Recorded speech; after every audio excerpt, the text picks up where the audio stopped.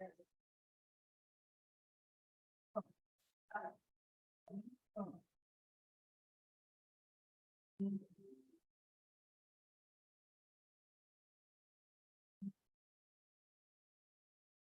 come out, follow me by your name. You go where you don't go and never be the same. Will you let my love be shown? Will you let my name be known? Will you let my love be grown in you?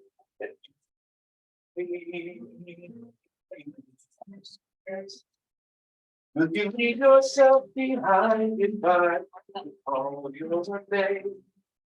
Will you care for full and kind and never be the same? Will you fix the hostile stare? Should your lies which don't scare? Will you let me answer prayerfully? It's me. Will you let the blinded see if I would call your name? Will you set the prisoners free and never be the same? Will you kiss the leper bleed and do such as is unseen? And admit to what I need in you.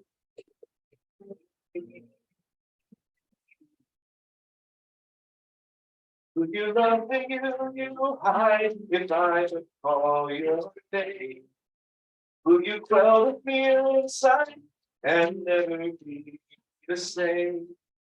Will you use the faith you found to reshape the world around? Through my sight of touch and sound in you.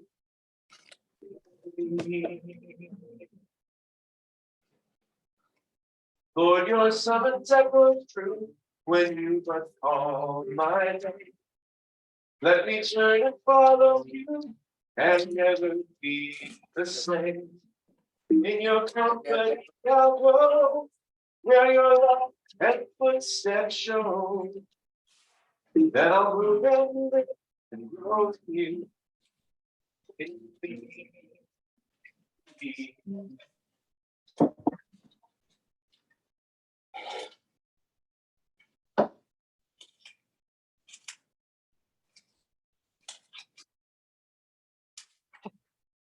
Second one.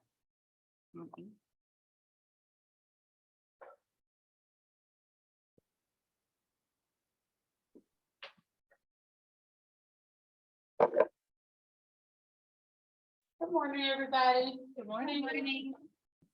Welcome. And if there's anybody who isn't already connected to Evergreen, you can find a connect card on the back table. Or if you are joining us on Zoom, there will be one dropped in the chat. Now here are some more announcements for our lives together. There will be a scripture study the first 3 Saturdays of every month. However, in April, the first Saturday, there won't be one. So you can see Adam for more details about the scripture study, or you can find details about it in our newsletter or on our social media pages. Bible over breakfast is on Thursdays at 8 a.m. over Zoom. This Lenten Bible study series is exploring the book of Revelation. You are invited on Saturday, March 25th, to come to UKirk Memphis's open house. It'll be from 2 to 4 p.m. at the Presbyterian Place near Living's campus. Palm Sunday and Easter are right around the corner, and this year we'll be partnering with Neighborhood Church during these services. We're still going to meet at 11 a.m., but expect to see a few new faces and probably a lot more kids than usual. Also, in mentioning that, during offering, there will be a sign-up sheet going around because we'll need hands to make sure that Palm Sunday runs smoothly. So if you feel like you are able to, please sign up for a slot to help out with one of the volunteer positions for Palm Sunday. Session will be meeting today at 12:30 online or in person.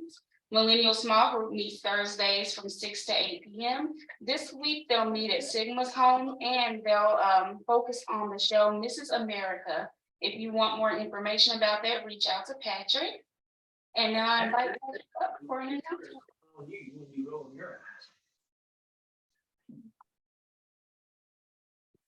Good morning.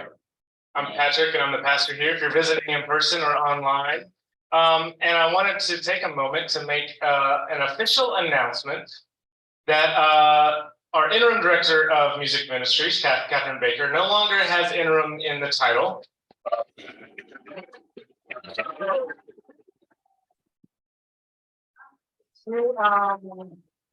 It's a fun day to do this because you're also like, oh, I wonder how she does her music. Well, you'll have to come back next week because she's got the pulpit this week.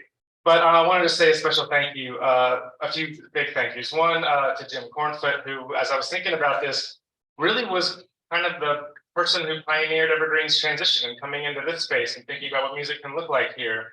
And then the music team that we put together, which was Susan Bransford and Pat Flynn, Emily Bailey, Josh Leach, and Lane Moritz, and myself. And so what we did is figure out, okay, when Jim moves on, we need musicians for about a month, and Adam filled in for a couple of those weeks. And obviously, we really loved when he does music. Then we put together an interim job description and did that search and hired Katherine. And then during that time, we're thinking, okay, what do we want in our music ministries? And the team had to put together their full job description. We had a lot of candidates, most of them, vast majority of whom were very well qualified. So then we're like, oh, we got to look at resumes. We got to watch some videos if they have videos of their stuff. We did several Zoom interviews. I did a lot of individual phone calls. We did our due diligence. And then it dawned on us when Katherine said, no, I want to pursue getting this interim off my title, that the person God is calling to this was sitting right in front of us. And we are really, really thrilled that Katherine said yes. We are thrilled that after a lot of work, it was affirmed that God is calling this person to this work, not only for her musical abilities, but for her personality, her sense of humor. If you need a good pun, that's your person. And obviously, you're going to see today her gift in preaching. She brings so many gifts to this community. And the staff is thrilled. The music team, the session is all thrilled. We did a lot of that over email, and I've never seen so many yeses capitalized with so many exclamation points when we ask for people to approve it. So I am thrilled to announce this, and we're going to have a reception to celebrate her in April when we have time to really plan it and really put on the party. So we're really going to milk this thing out for a couple months like we did. So stay tuned for information on that. And yeah, she'll probably be a little zapped from preaching a good word today, but that doesn't mean that she won't want a hug and congratulations anyway after the service, or at passing the peace, just devour her. I don't know, whatever y'all want to do. But yeah, one more round of applause for Katherine Baker, our director of music.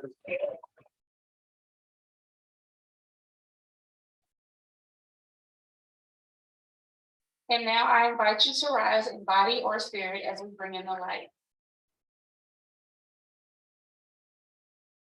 God of creation, you have made us beautiful, beloved, and very good. This is true. Sadly, there are some who tell us our bodies are gross and can become impure. This is a lie. Help us through your word, your love, and your wisdom to reclaim the beauty of our bodies. You are the God of liberation and hope.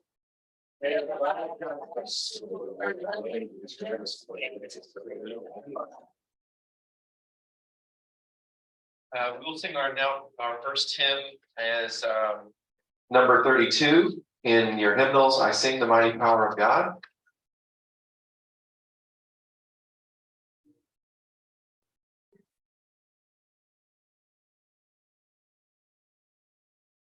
I sing the mighty power of God that made the earth,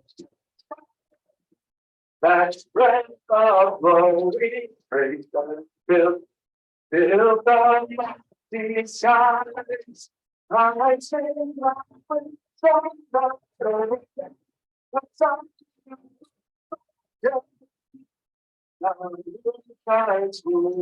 God's land.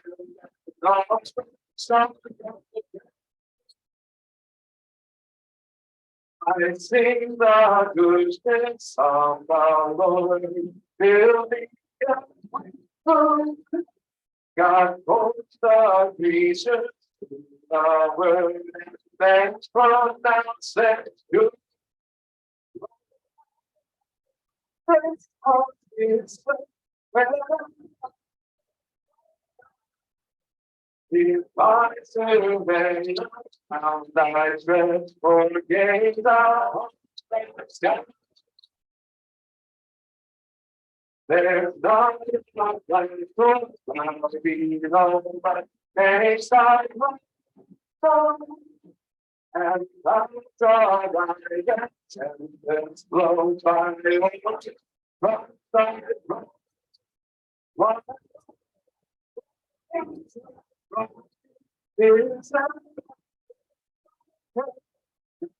and then when we can see our God.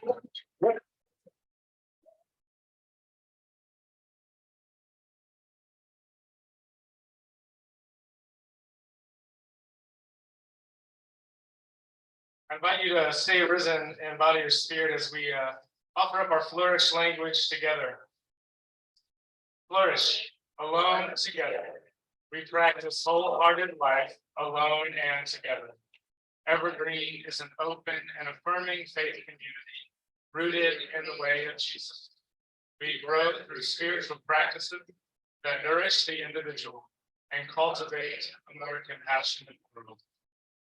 Friends, we are given the gift of peace not only to feel within our innermost selves when we can, but also to share with one another in acts of love and compassion, generosity and reconciliation and forgiveness. And so at this time, we celebrate the peace of Christ that is with all of us and that we can honor inside of each of us. And as you go about, move about the cabin and pass the peace, pay attention to what folks might feel comfortable with. Maybe some folks are okay with a hug, or maybe they want an elbow or a fist bump. So just watch for signs of consent as you celebrate God's peace with one another. The peace of Christ be with you. Share the peace of Christ.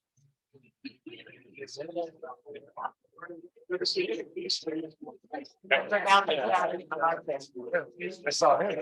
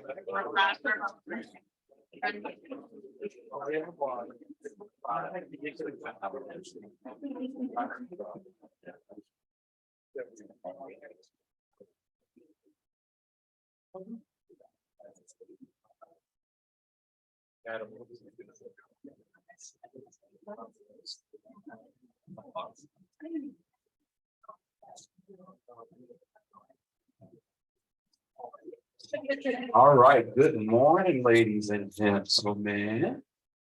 Good morning, good morning, good morning. Hello, Miss Sylvia and baby Rosalind. How are y'all doing today? Hello. So check it out, guys. I'm gonna need some help from some of you guys, okay?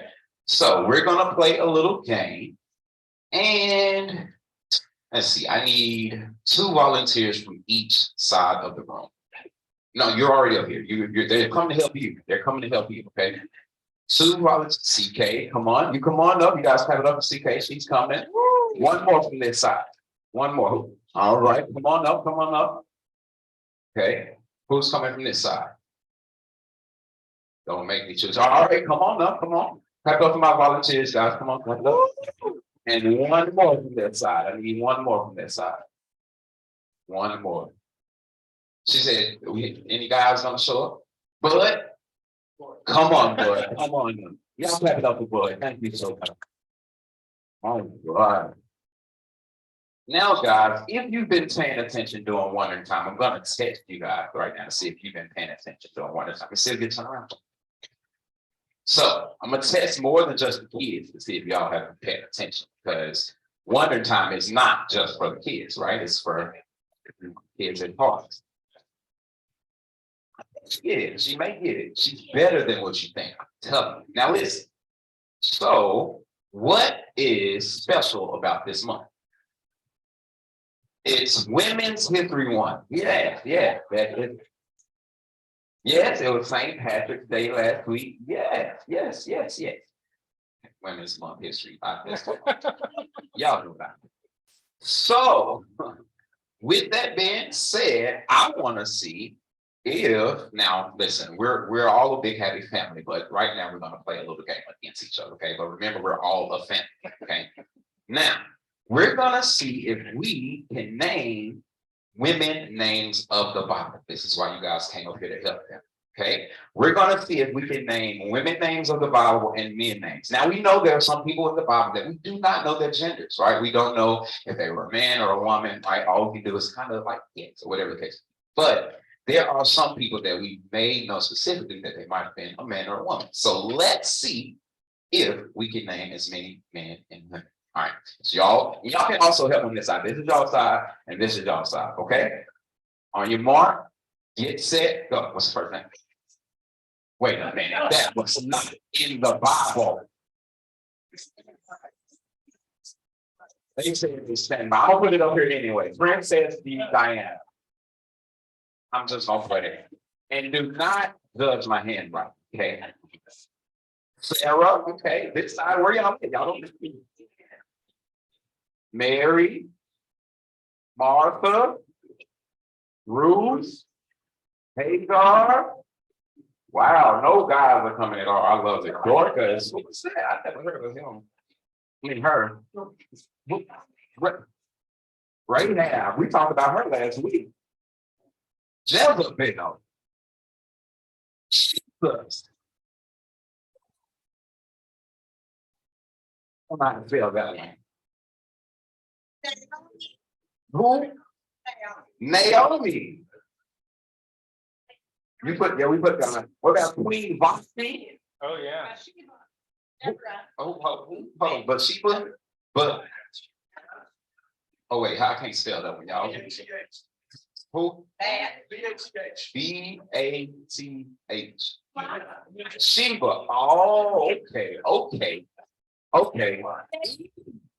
Wow, that was. Any more women names? Ruth. Those technically they say Joseph was. That's what they say. Judith. Oh my God. Okay.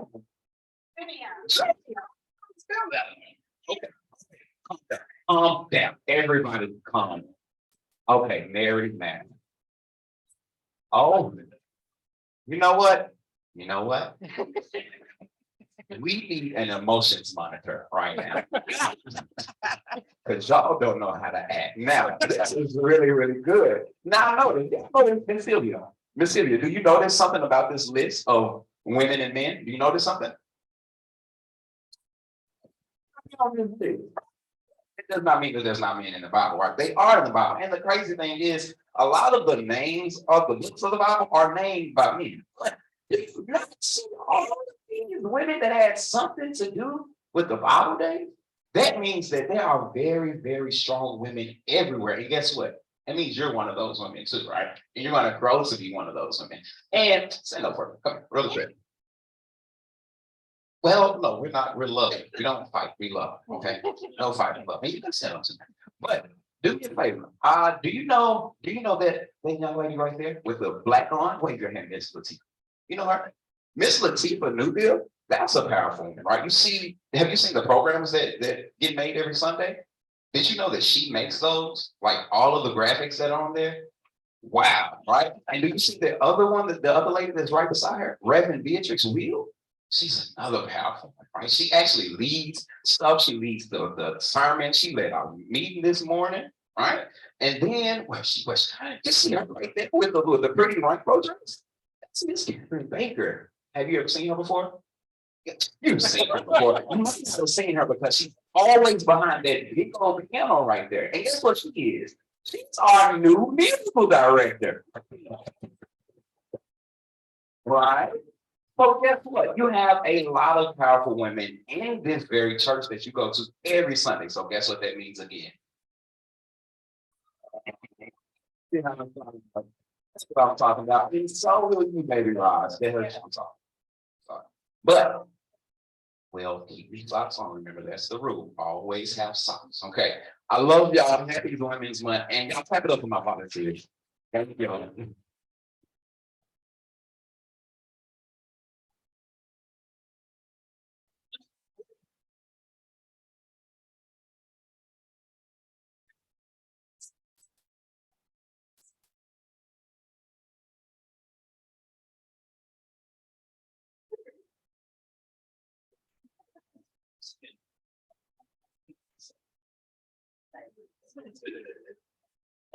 You need this, right?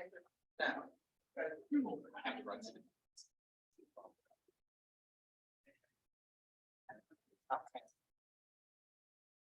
First reading today is Genesis chapter 1, verse 27. So God created us in God's own image. In the image of God, we were made. The second one is from 2 Corinthians 3. Now the Lord is the Spirit, and where the Spirit of the Lord is, there's freedom. And we all, with unveiled face, behold the glory of God and are being changed into God's likeness from one degree of glory to another.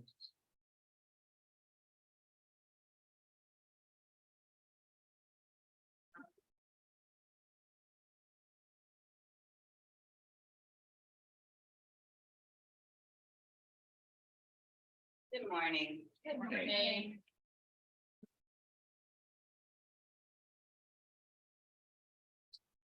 Okay.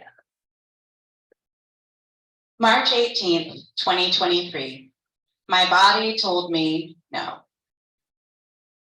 When I heard that Evergreen's Lenten series was on the toxic aspects of purity culture, my initial reaction was the thought that I've had very little experience with purity culture. I'm a cradle Episcopalian born to relatively progressive parents, and I thought of myself as largely unaffected by this evangelical Christian movement. The more I've been reflecting on it, though, I've realized that as a woman raised in the American South, my ability to measure purity culture's impact and effects on me might be likened to that of a saltwater fish trying to size up its relationship to the ocean. Turns out my true love waits, my body is a temple, he loves me not upbringing had a lot of ties to purity culture. Like I grew up so steeped in this binary body negative ideology that I couldn't even recognize these toxic teachings for what they are. This made me really angry. Like I'd somehow been duped twice. Once as a kid, soaking up all this piety and vitriol in equal measure. And then again as an adult thinking, that hurt and those harmful beliefs didn't apply to me. When the truth is, the things I was raised to believe about my body, what it's for, who it's for, how it should look, how much it should weigh, what clothes it should wear, and on and on and on. Almost all of these falsehoods have direct ties to purity culture. And all of these false beliefs had a profound impact on my identity, my sense of self, my self-worth, and the lens through which I view the world and the bodies around me. So when I started working on the sermon last month, I thought, here we go. It's time to bring all my darkest stories and deepest shame to bear. I thought if I could somehow confess all the worst things I and others have put my body through in thought, word, and deed, then I could atone from the pulpit in the form of my own cautionary tales. The hatred I have felt for my body and self so many times in my 40 years, and the relationships I've allowed or endured because of what I thought I was worth. The scar tissue runs deep. But then something really unexpected and pretty amazing happened. My body spoke and told me, no. Not in a violent, combative way. On the contrary, the message that came was so shrouded in loving kindness, it genuinely felt heaven sent. Every time I tried to sit down and pour my deepest pains onto paper, my stomach would lock up in knots, my shoulders would tense, and my mind went blank. Finally, ever so gently, the message I heard was, maybe this, preaching today, doesn't have to be that, all the bodily pain and shame I've borne. Maybe instead of your sermon being something else to recover from, maybe today speak from a place of recovery. Because being honest, I love my body. Today I can say that. My body and I have been together for almost 41 years now. And for the first 37 of those years, our relationship status could best be described as it's complicated. But something shifted for me a few years back. Maybe I saw the light. Maybe time healed my wounds. Maybe I just ran out of that special brand of energy self-loathing requires. Whatever the reason, these days I love my body. And with each passing year, I become increasingly and more profoundly grateful for her and the many incredible things she can do for me. And so, as an image bearer of the divine, just like all of you, I decided that today could be a day for hope and healing. I decided to take a pass on devastation and instead to share a 3-part love letter to body and self. In the spirit of full transparency, I also realized today was the day I signed up to sit in on the session meeting right after church. And I thought, who am I to suck all the fun out of the room? It's true. That would be an awkward one. All kidding aside, though, if we are really serious about this idea of loving God, then isn't it time we stop taking cheap shots at God's likeness as it's reflected everywhere around us? So for the 2 parts still to come, I'm not entirely sure if this will all add up to a sermon. But what I do know is for my mind, body, and self, and I hope and pray for yours, the message I felt led to share today is really, really good news.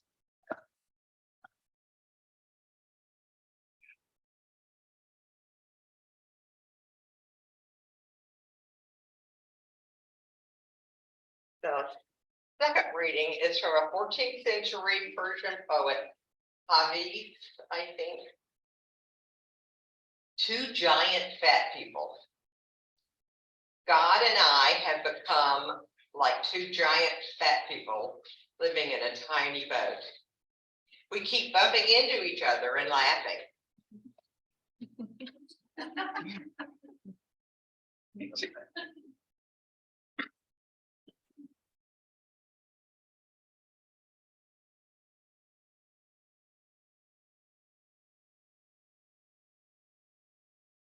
August 6th, 2022, returning to yoga. About 8 weeks ago, I found my way back to yoga after an 8-year hiatus. Specifically, I found my way back to the same Tuesday evening class I once regularly attended at Evergreen Yoga Center.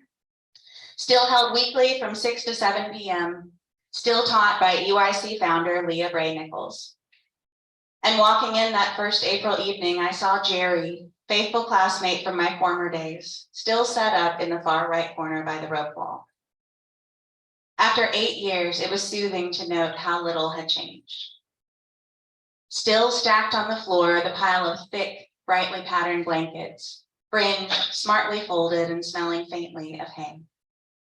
Still at rest on the shelf, a cache of cork, wood, and foam blocks, sturdy sentinels standing guard over an array of quietly nesting bolsters. still cool and sturdy under my feet, the hardwood floor. And on the wall between two bathrooms, still the sign that reads, if you find a path with no obstacles, it probably doesn't lead anywhere. Standing barefoot at the sink that first night back, memories surface of a younger me, standing over this same sink, inhabiting this same space in a different time. For a moment, I catch a glimpse of this shadow self in the full-length mirror. Lithe frame, smooth skin, frenetic pace, disjointed spirit. Week after week, this self stood before the mirror after class, quickly changing clothes, applying fresh makeup, reviving her hair, and racing straight from Shavasana to have dinner with a love interest who was, in fact, neither interested nor loving. Patting my hands dry, I pat my heart too, and blow a gentle kiss across the years to that me in the mirror who once sought flexibility only to bend to another's ideal. After 8 years, it was soothing to note how much had changed. The body reflecting back at me now is heavier, softer. Wild white streaks accentuate my hair. I rarely wear makeup, and when I do, it isn't to yoga. 8 years ago, I held extended warrior poses while thinking about the fastest route I could take on my hurried crosstown drive to dinner. Now, when I hold the warrior poses, I think about my knees. Thomas Wolfe tells us that you can't go home again, and it's taken me most of my life to understand it's not home that changes, it's you. You can't go home again. You are not the same person you were when last you lived there.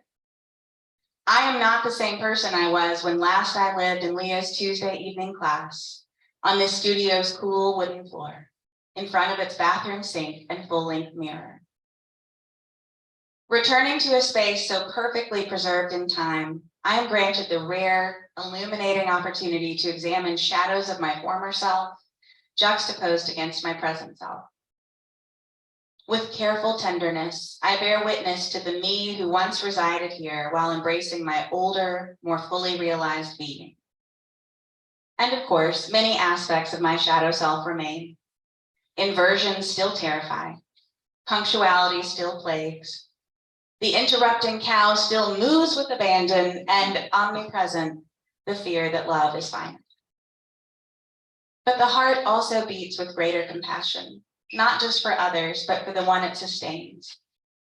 The chest's steady rise and fall allows all else to fall away. And the mind now empties at will, holding on only to the thought that it feels good to be home.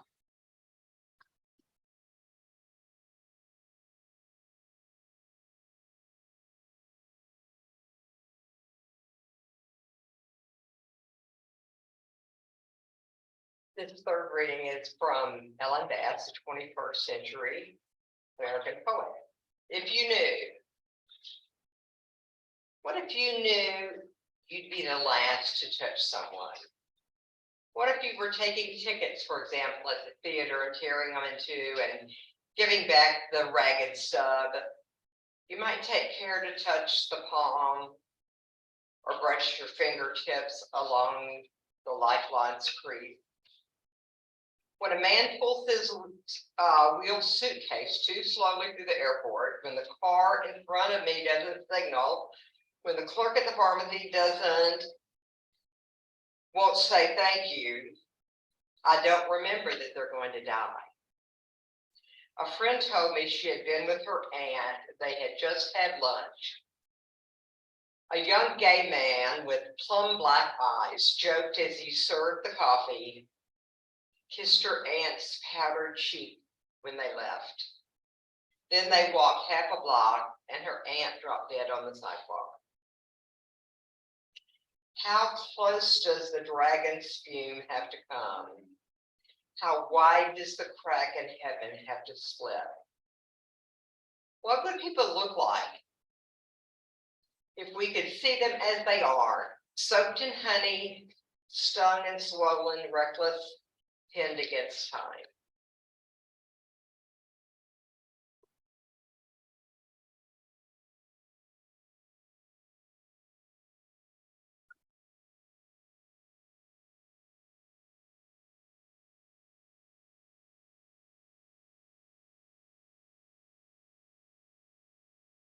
March 15th, 2023, Flower Sermon Redux.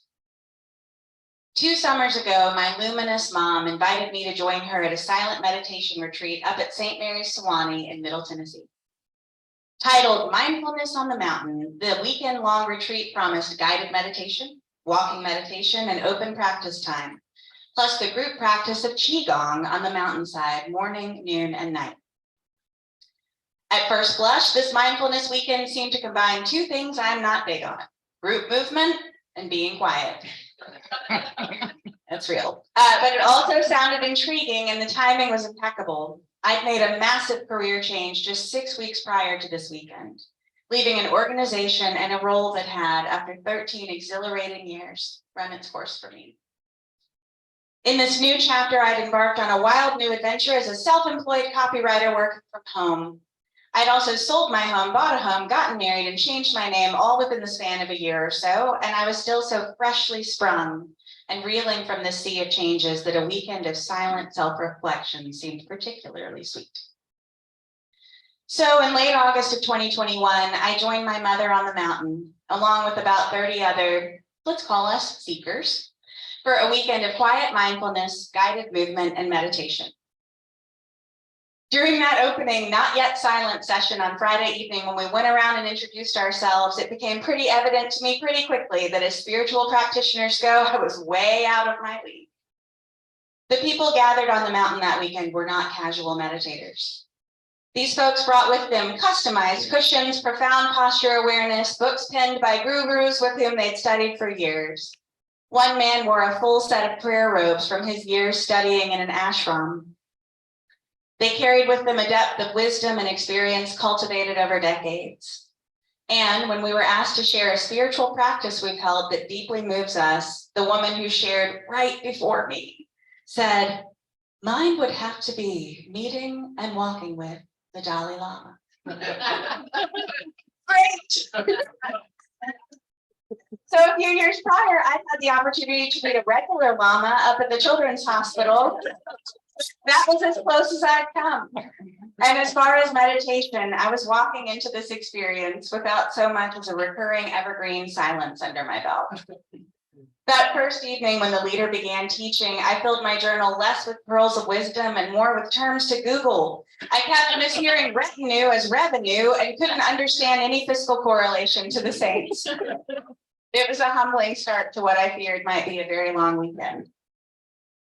But then, quite unexpectedly, as my friend and coach Danielle would say, I dropped all the way in on my very first night. I dropped into my body. I dropped into my breathing. I dropped into awareness. Within just a few hours of showing up at Sewanee, I arrived. And after arriving, I could not seem to harvest joy fast enough. What I feared might be this long weekend fraught with the frenzied stress of recent change instead took on the sensation of drifting languidly through time and space. I didn't lose my mind or anything, but I did tap into a level of relaxation, awareness, and self-assurance that I hadn't felt in a very long time, maybe ever. That first night, after we'd entered into silence for the weekend and dispersed for the evening, I took a long walk through the gardens, basking in the glow of a perfect round moon. I got drunk on that moon. Passing a flower bed filled with vibrant yellow blooms, I stopped and stooped to breathe in their beauty and marveled at the way the light from the yellow moon played off each playful yellow petal. Crouching to look more closely at the blossoms, I had a vision suddenly of one yellow flower resting in the bottom of the copper singing bowl seated in the communal meeting space we'd just departed. Used by the retreat leader to bring us in and out of meditations, the bowl already possessed such inviting qualities. And without thinking, I quickly plucked one flower, brushed off its leaves, and gently placed it in the bowl. Petals splayed in the posture of warmth and welcome, before retreating to my room for a deeply sound night's sleep. On Saturday, my reverie continued. In our group meditations, I effectively managed to quiet my busy mind. I gazed at verdant tree branches waving in the gentle wind and brought my consciousness to a place of clear, focused knowing. I remembered to breathe. Best of all, almost magically, I didn't worry about getting it right. Gone were the thoughts of being out of my league, replaced instead by a sense of deep connectedness to all around me and all that is. During our breaks, I left my cell phone on airplane mode. I found an empty gazebo and read a book my brother sent me on writing and pushing past creative blocks. On a meditative walk, I defied the gray, rainy day, abandoning my umbrella for the chance to stroll among the scattered raindrops. Misty, I marveled at their rhythmic tap, tap, tapping on the brim of my hat. The greatest gift this weekend had in store for me, though, was my experience practicing Qigong. I'd done Tai Chi some in college, to the tune of taking Tai Chi 1 in a fall semester, and that next spring enrolling in Tai Chi 1 again at my professor's advising. The combination of fluid footwork and arm work has never been a strength for me, and my struggles with depth perception have, in past group activity sessions, resulted in me punching my own nose in a kickboxing class and overshooting the step in step aerobics. It is a delicate balance, quite literally, when your center of gravity is in your face. And I was fully prepared to spend the weekend dodging the whole Qigong situation. And then I tried it, rolling out of bed for that first crack of dawn practice, and immediately I fell in love. Where had this grounded, deliberate bodily movement been all my life? How had I never realized how calming, how cooling certain postures can be? Gone again were my inhibitions and insecurities. Blissfully silent, the nagging voice in my head. Strong and straight, my arms and legs, centered my core. So centered, in fact, that my center of gravity dropped in too, and I felt it right there in the middle of me, holding me steady and connecting me to all that is. Suffice it to say, this was an incredible weekend, overflowing with self-discovery, revitalization, and joy, joy, joy. Down in my heart, out through my fingertips, and just pouring out of me joy. This joy fest continued until the last session on the last day. We were gathered in the meeting room for one final afternoon of guided meditation, and our retreat leader shared some kind words of wisdom and encouragement before striking the lip of the singing bowl to open up its song. I adjusted my posture, a seasoned practitioner now of nearly 48 hours, and left my eyes resting open, fixed on the birds and the trees making way for rolling mountains just outside. As I'd experienced all weekend, my mind emptied with little prompting, and I just sat there, deep breathing, eyes resting, heartbeat.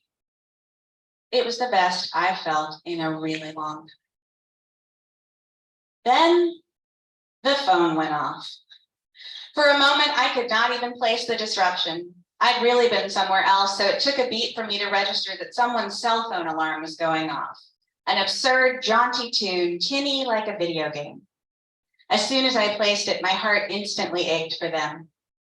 Poor soul, I thought. I hope they aren't too embarrassed.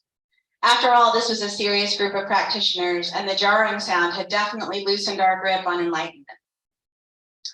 The weird thing, too, was that the alarm kept ringing.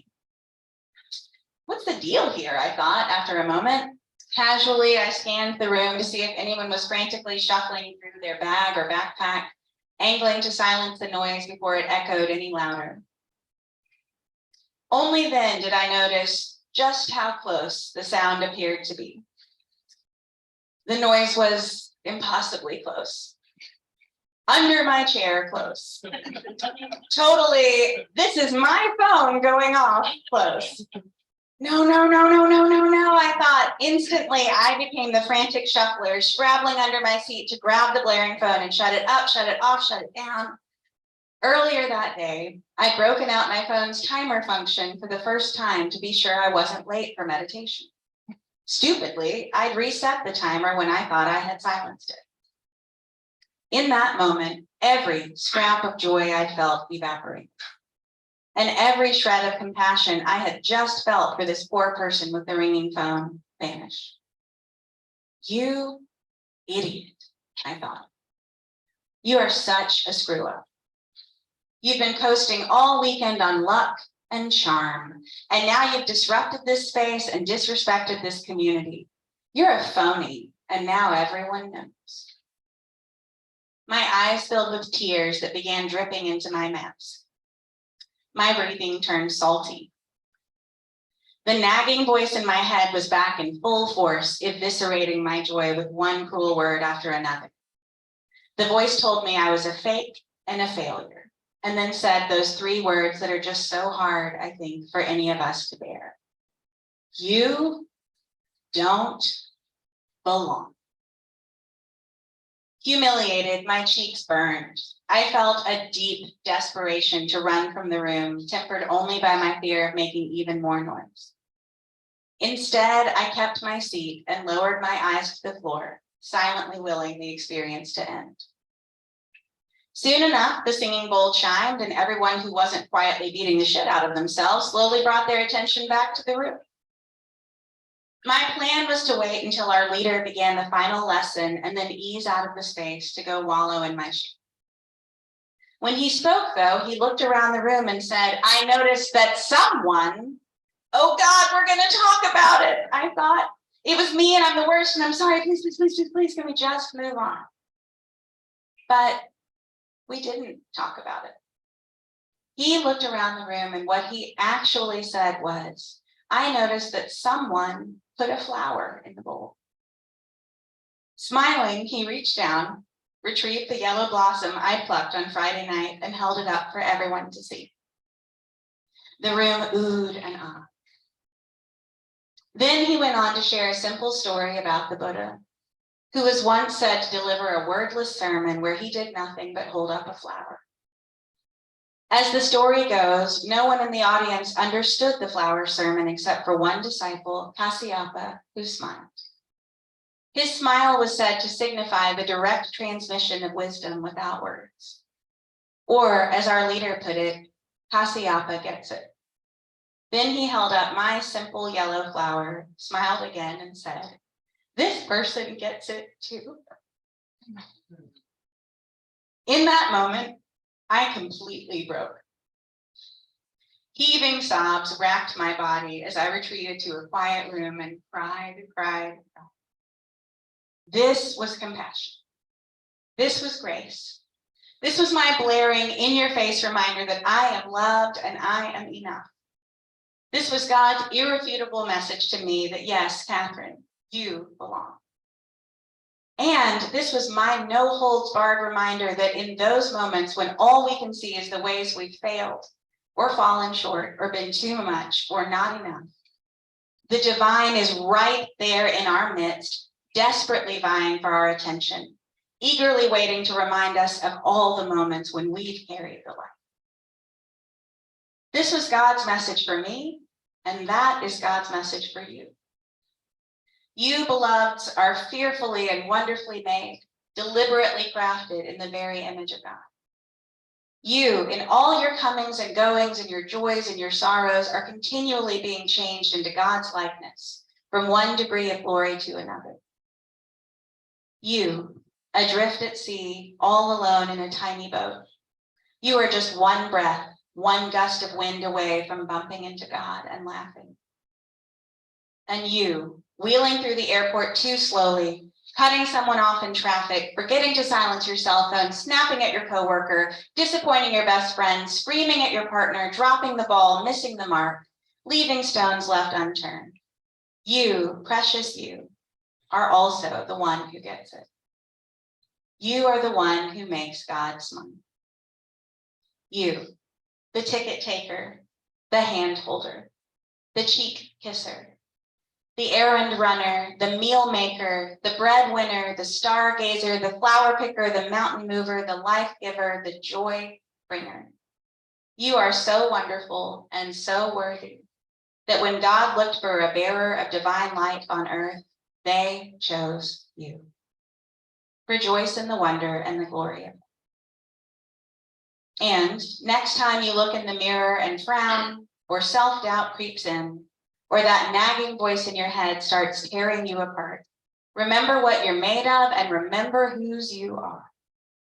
Then throw your head back, laugh, take up some space, and again, rejoice in the wonder and the beauty that is you. Amen.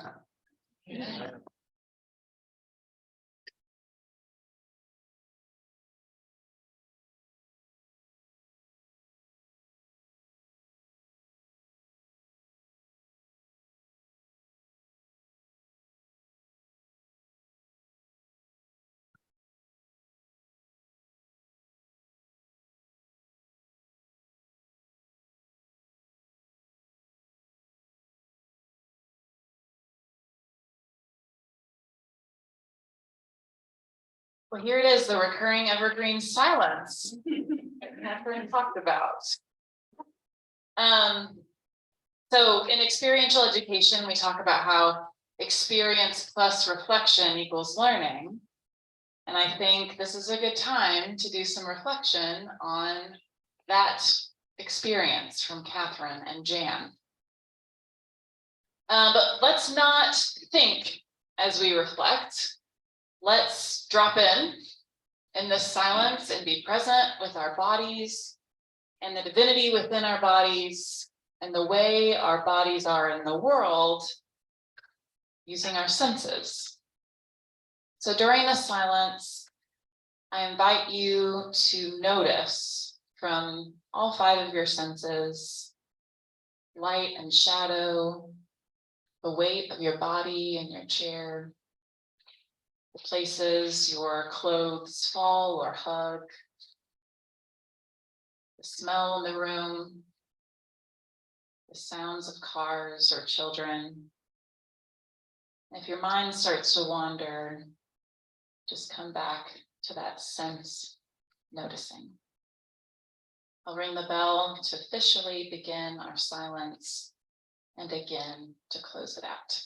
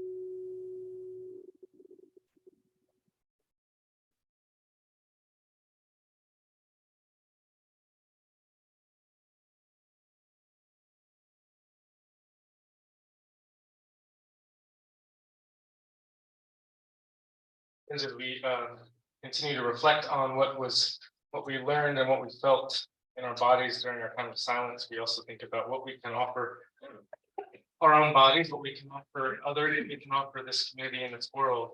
So in this time of offering, as we hear the music that is played, let us reflect on what we have to offer, and if that be our contributions to the ministry of Evergreen, and we pray and hope that those resources go to fruitful ministry right here in this place. So to God, this is our offering.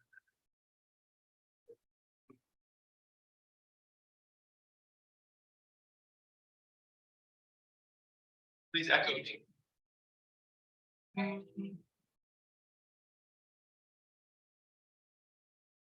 We are one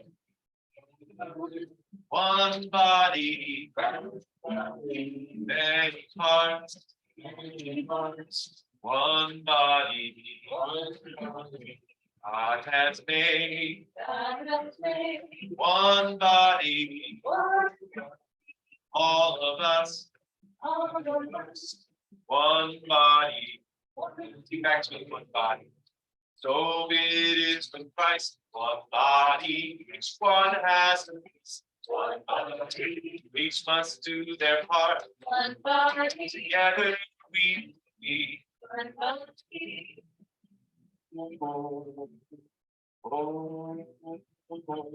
We are one. One body, many parts. One body, God has made good body, all of us, one body.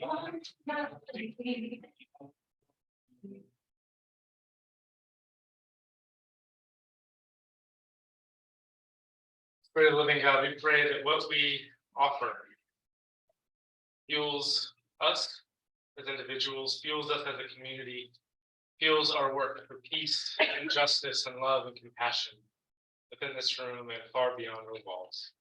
In your many names we pray. Amen.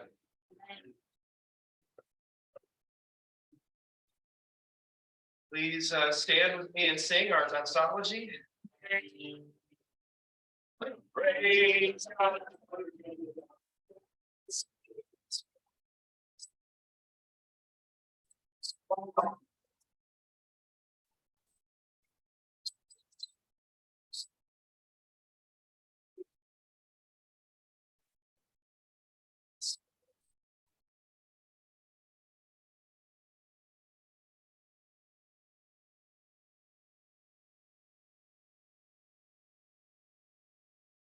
Rise as we sing Love is the Welcome, Happy Galloway, which you can find the lyrics below on your bulletin.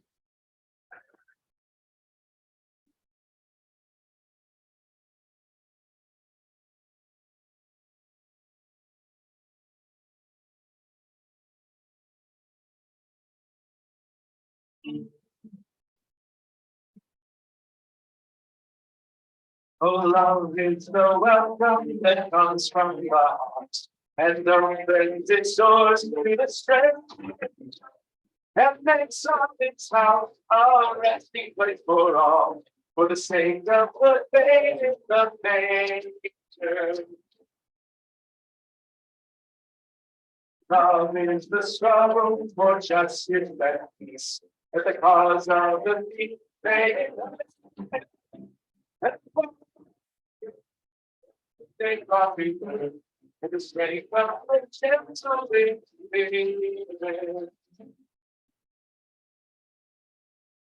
Love is the touch that does not go back from the name that learned have a cross. But honored by them, that the words of compassion be spoken.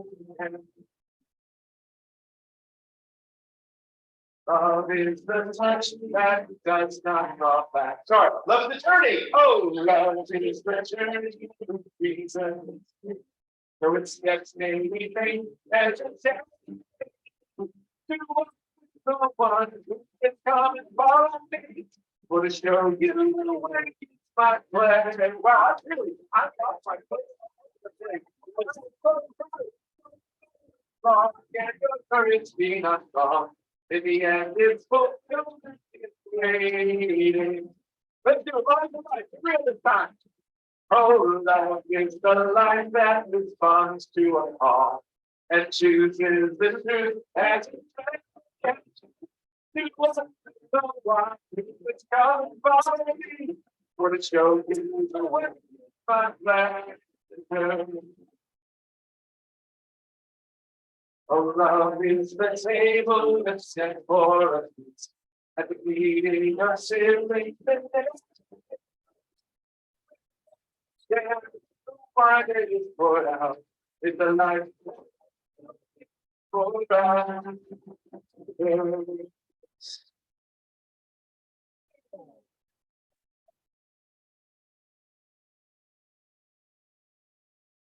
Beloved, Yeah, love it. beloved, as you take up good faith in the world this week, remember what you're made of. Remember whose you are. Aim to bump into God everywhere you go and rejoice in the wonder and the beauty of you. Amen. Amen.